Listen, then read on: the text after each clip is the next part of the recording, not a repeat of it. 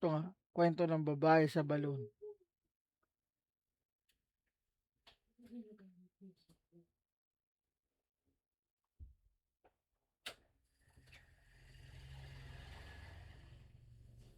Teka lang guys.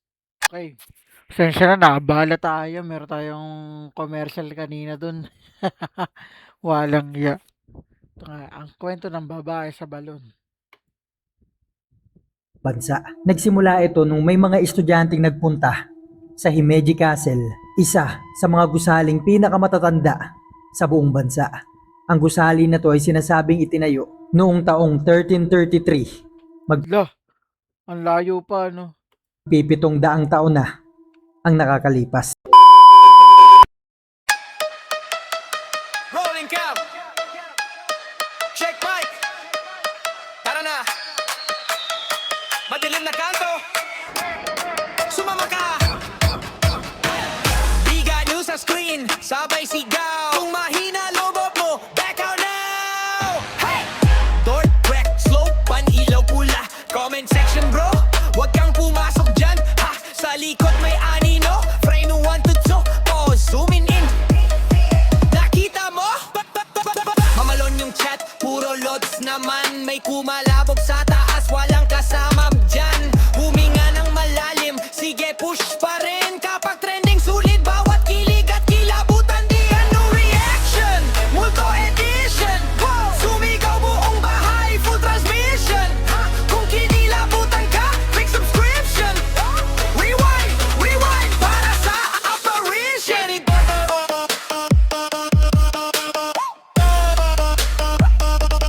Big ano reaction.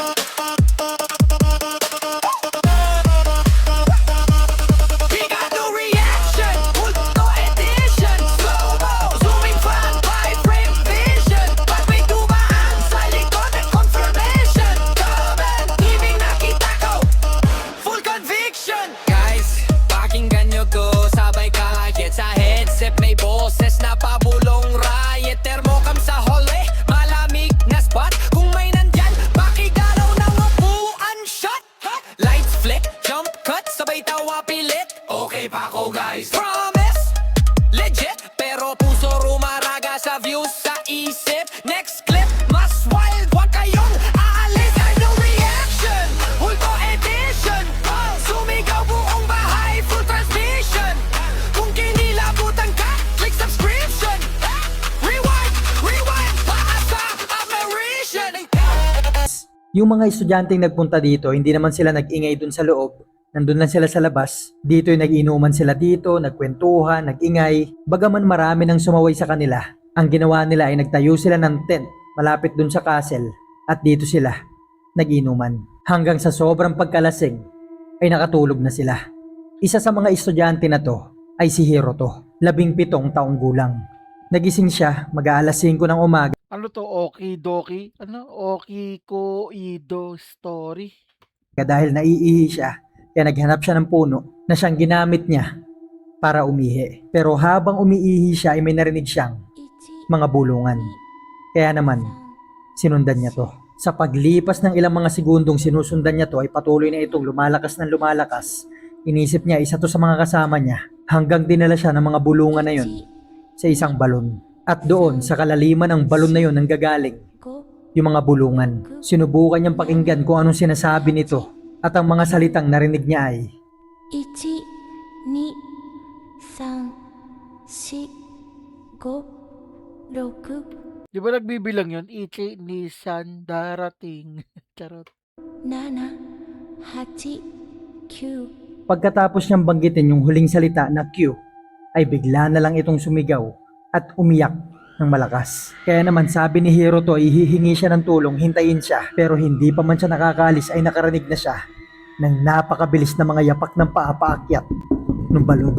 Kaya't imbis na mag-alala si Hiroto, ang nangibabaw sa kanya ay takot. Nagsimula siyang tumakbo papalayo ng balon dahil sigurado siya na yapak ng tao yung narinig niyang umaakyat. Agad niyang ginising yung mga kasamahan niya. Kinuwento niya sa mga to yung nangyari, pero hindi siya pinaniniwalaan ng mga to. Inisip ng mga kasama niya baka lasing pa siya, kaya kung ano-ano yung naririnig niya. Pumunta yung mga kasama ni Hiroto dun sa balon. Wala naman sila napansing kakaiba dito. Ang kaso nga lang, makalipas ang ilang araw matapos itong mangyari, si Hiroto ay nawala na sa pag-iisip.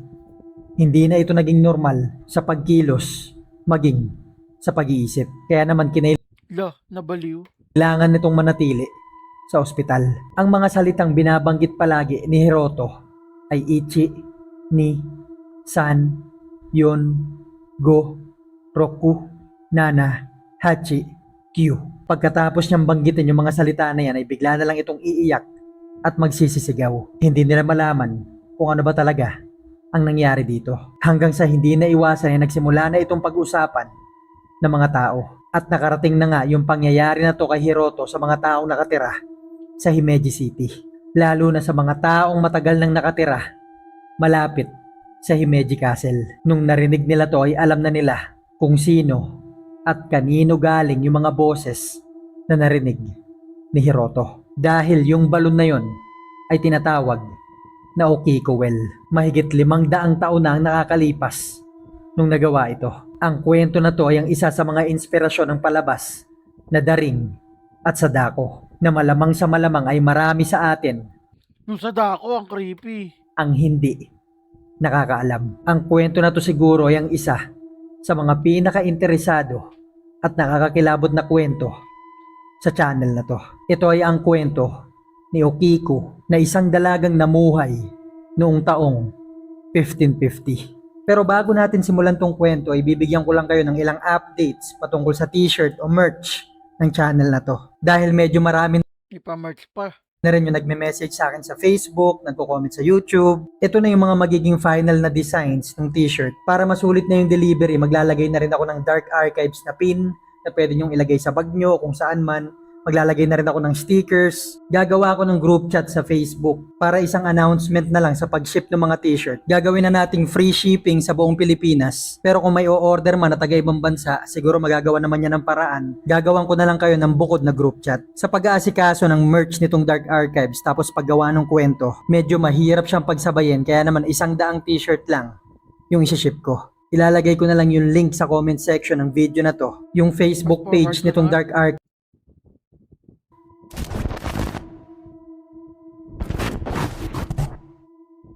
Noong 16th century, maglilimang daang taon na ang nakakalipas, taong 1550, sa Kimeji City, sa Japan, ay may castle ditong tinatawag na Kimeji Castle. Puro mga samurai family ang nakatira dito. Mga kilala, makapangyarihan, mayaman, at ang isa sa mga pamilyang nakatira dito ay ang pamilya ni Aoyama. Si Aoyama ay mula sa pamilya ng mga mayayamang samurai. Kaya naman nung nag-asawa siya ay sa Himeji Castle din siya pinatira. Hanggang sa dumating na yung punto na yung pamilya ni Aoyama ay kailangan ng kumuha ng mga katulong. Kaya naman pumunta sila sa labas ng castle at ang isa sa mga napili nila ay ang 16 na taong gulang na si Okiko. Si Okiko ay mula sa mahirap na pamilya na nakatira sa labas ng Himeji Castle. Kulang sa Yun yung Okiko. Yun yung istorya, yung katulong nila. pagkain, mahirap ang trabaho, at kapag may kaguluhan o digmaan, yung lugar lagi nila ang isa sa mga pinakaunang inaatake. Kaya naman nung napili si Okiko bilang katulong sa pamilya ni Aoyama, ay tuwang-tuwa siya. Lalo na nung nalaman niya kung anong magiging trabaho niya sa bahay nito. Ang ilan sa mga magiging gawain niya ay maglinis ng bahay, maghanda ng pagkain, magpadala ng mga sulat sa ibang lugar. At ang pinakadahilan kaya't gustong-gusto ni Okiko yung trabaho niya dito dahil siya ang tagapangalaga ng kayamanan ng pamilya.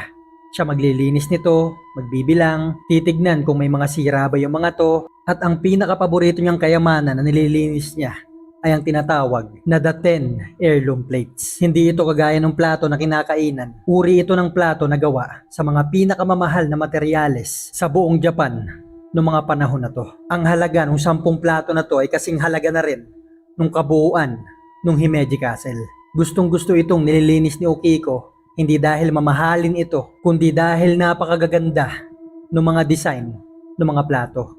Makikinis, makikintab, at walang katulad sa buong bansa ang itsura. Ang trabaho ni Okiko ay nagsisimula na ng madaling araw at natatapos lang yung mga gawain niya Gabi na. Bagaman marami silang gawain sa pamilya ni Aoyama, ay hindi siya naging katulad ng ilang mga katulong na kasamahan niya.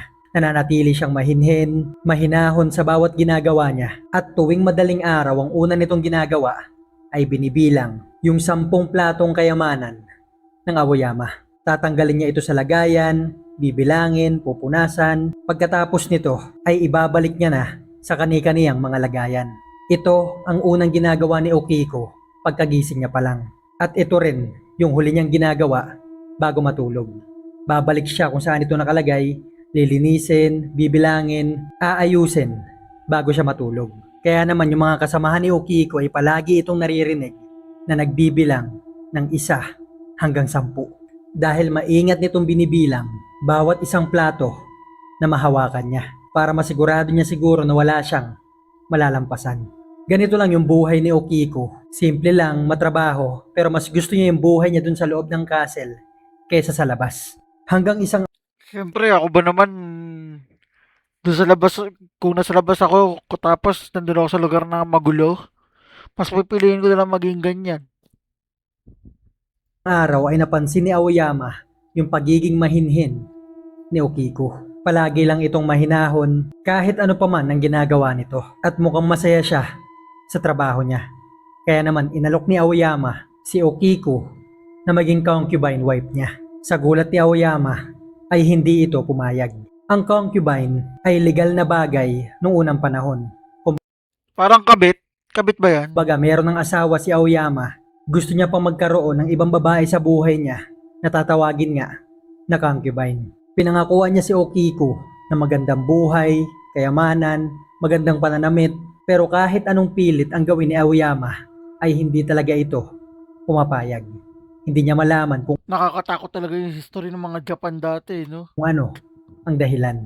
Hanggang sa paunti-unti ay nagsimula na magalit si Aoyama kay Okiko. Nagsimula niya na itong parusahan mula sa hindi niya to pinapakain ng maayos. Pero sa kabila ng bagay na to, ay mahinahon pa rin itong nagtatrabaho. Palagi mo itong maririnig sa madaling araw at sa gabi na nagbibilang ng 1, 2, 3, 4, 5, 6, 7, 8, 9, 10. Dahil malakas nitong binibilang yung 10 platong kayamanan ni Aoyama para masiguradong wala siyang malalagpasan. Sa paglipas ng mga buwan ay tumaas ang galit ni Aoyama kay Okiko. Hanggang isang madaling araw ay bigla na lang nilang narinig si Okiko sumisigaw. Kaya't nagmadaling nagpuntahan yung mga tao kung nasaan ito at nung sinilip nila ay nandoon ito sa kwarto ng mga kayamanan ng pamilya ni Aoyama. Umiiyak, nanginginig habang binibilang nito yung 10 plato. Pero humihinto ito sa 9. Paulit-ulit niya itong ginagawa, pabilis ng pabilis at palakas din ng palakas yung boses niya. Hanggang sa dumating na nga si Aoyama pati yung asawa niya. Kaya tinanong na nila si Okiko kung anong nangyayari. Pero hindi ito sumasagot. Patuloy lang ito sa pagbibilang. Tama nga ako, yung ichi ni San, pagbibilang yun eh. Kasi pag nanonood kayo ng anime, alam niyo yung ibig sabihin ng ichi ni San. Kasi yan yung 1, 2, 3, 4, 5 ng Japan. Kaya yung nangyari doon sa nabaliw na kanina na kinukwento nito ng Dark Archives, nagbibilang lang yun. Or nasapian yun. Nang napakabilis hanggang sa napansin nilang kulang na pala ng 1 yung mga plato. Kaya naman ang sisi nito ay kay Okiko. Ang tingin ni Aoyama ay nawala ito ni Okiko o kaya naman kinuha niya. Kaya naman ang ginawa nila ay ibiniti nila yung katawan nito. Dito ay sinusubukan nila itong paaminin kung nasaan yung plato, anong ginawa niya, saan napunta, pero hindi ito nagsasalita. Pinapalo nila ito sa iba't ibang bahagi ng katawan Kawawa naman no, tinorture. gamit ang kahoy na espada na ginagamit nila noon sa pagsasanay. Pero hindi talaga ito nagsasalita. Nung unang panahon, ang pagnanakaw sa pamilya ng samurai ay tiyak na kamatayan ang parusa. Pero ang sabi ng asawa ni Aoyama ay patawarin na si Okiko dahil isa lang naman yung nawala. Pero ang sabi ni Aoyama kay Okiko, pumayag ka nang maging pangalawang asawa ko at patatawarin kita. Hahanapin ko kung saan napunta yung plato. Sa kabila nito, si Okiko ay hindi pa rin nagsasalita. Kaya't ang ginawa nila ay tinanggal nila yung pagkakatali nito at ikinulong sa isang mainit, maliit at maduming kulungan. Sa gulat ng mga nagbabantay sa kulungan na yon, nung mag-uumaga na ay nagsimula nilang marinig si Ukikong bumubulong.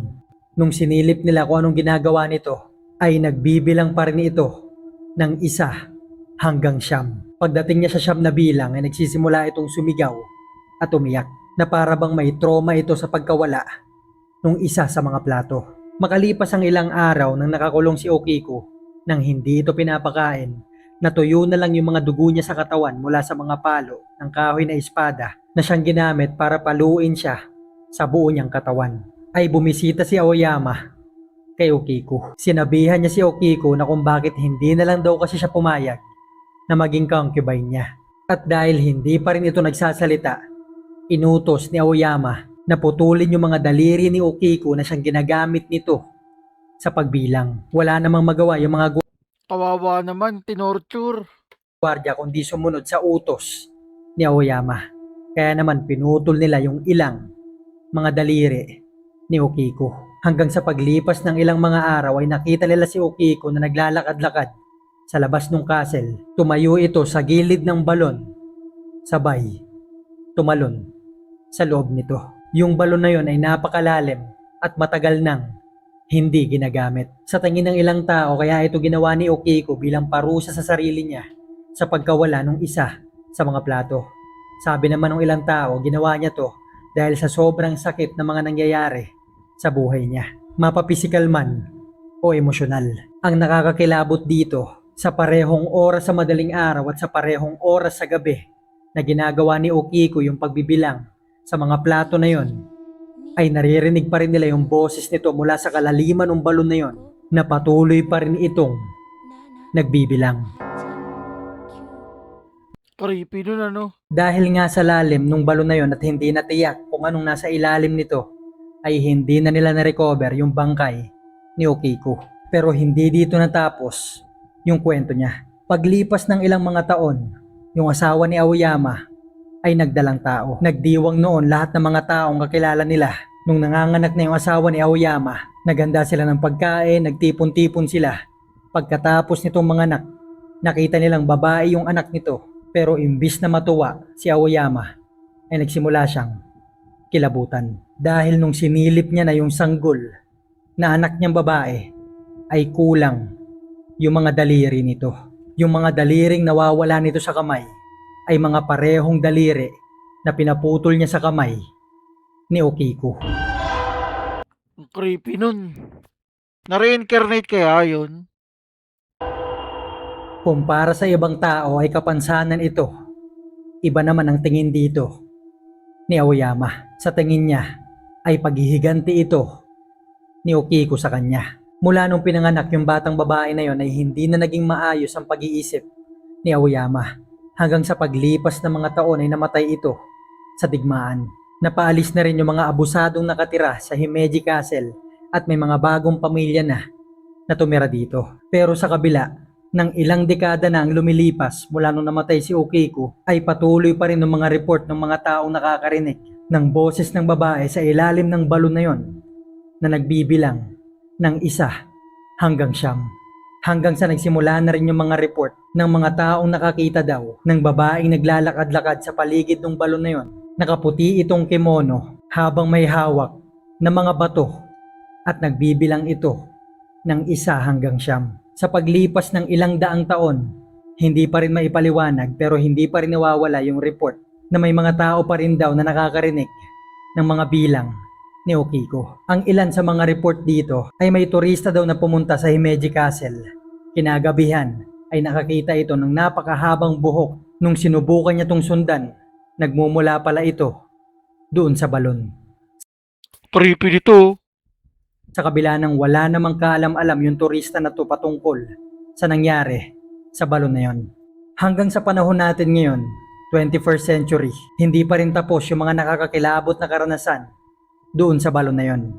Balon na tinatawag na ngayon na Okiko Well. May isang turistang pumunta noon sa Himeji Castle taong 2009. Bigla na lang ito nagsisisigaw at humingi ng tulong sa mga gwardiya doon sa castle dahil may narinig daw siyang babaeng umiiyak sa Okikuwel. Inisip nila baka may nalaglag dito sa kabila ng may nakaharang na sa ibabaw nung balon na yon. Pero nung pumunta dito yung mga gwardiya kasama yung babaeng nagsumbong sa kanila, ay wala naman silang narinig ng mga iyak dito. Bukod pa dyan, yung screen sa ibabaw ng balon ay kompleto pa rin.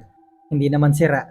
Walang indikasyon na may tumalon dito. Pero hindi ngayon alam ng babae kung bakit siya nakarinig dito nang umiiyak. Ang ginawa ng mga gwardiya ay pinakalma na lang nila to.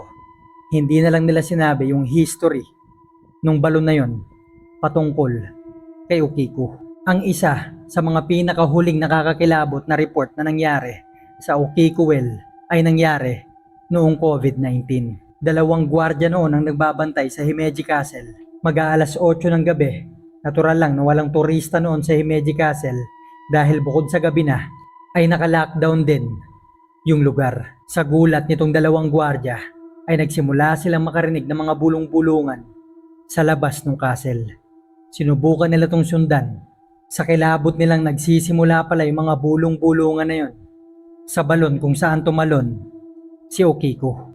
Ang mga bulong-bulungan na narinig nila ay ichi na ang ibig sabihin ay 1, ni, 2, san, 3, yun. Yan o, sabi ko sa'yo. Ichi, ni, san, darating, mga salita. 4, go, 5, roku, 6, nana, 7, hachi, 8, Q, siyam. Pagkatapos nilang marinig yung Q, ay nagsimula itong umiyak at magsisisigaw. 1 Pagkatapos nitong umiyak at sumigaw, ay magsisimula ulit itong magbilang 5 ng mas mabilis, mas malakas, mas agresibong boses ng paulit-ulit hanggang sa hindi na ito maintindihan.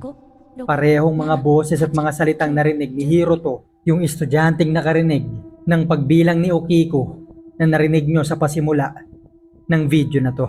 Ang karanasan ni Hiroto ay ang naging inspirasyon sa palabas na Ringu. Isang horror movie ito na inilabas noong 1998 na sinundan naman ng palabas na The Ring noong 2002 hanggang 2003 na ang istorya ay patungkol sa mga karanasan ng tao sa Okikuwel. Maging si Hideo Nakata, direktor ng Sadako, ay nagsabi ring ang inspirasyon sa Sadako ay ang kwento ni Okiku. Ang Okikuwel ngayon sa Himeji City ay may mga poste nang nakabakod dito. May mga screen na rin sa ibabaw nito para maiwasang talunan ito ng mga tao.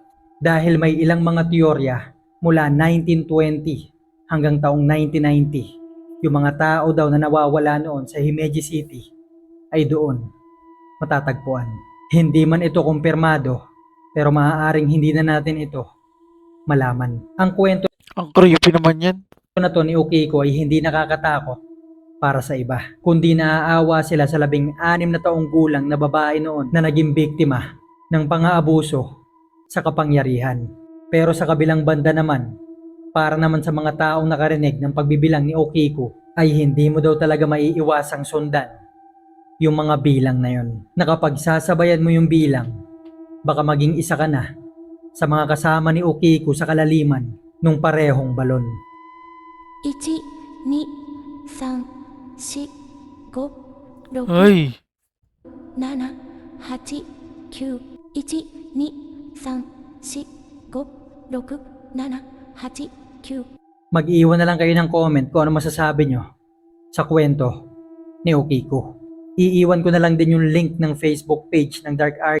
nakakatakot yun ano yung kay Okiko. Doon pala kinuha yung Sadako. Dati nung bata ako, takot ako dyan sa Sadako eh. Yung The Ring, hindi ko pa napapanood yun. Ito kayo isa. Sadako lang. Dati. Pero ngayon, basta tatakot ako sa ganun. Ang creepy. Rolling cam. Check mic. Tara na. Madilim na kanto. Sumama ka. Biga news sa screen. Sabay sigaw. Kung mahina lobot mo, back out now. Hey! Dork, wreck, slow, pan-ilaw pula. Comment section bro. Huwag kang pumasok dyan. Ha! Sa likod may anino. Frame 1 to 2. Pause, zooming in. Nakita mo?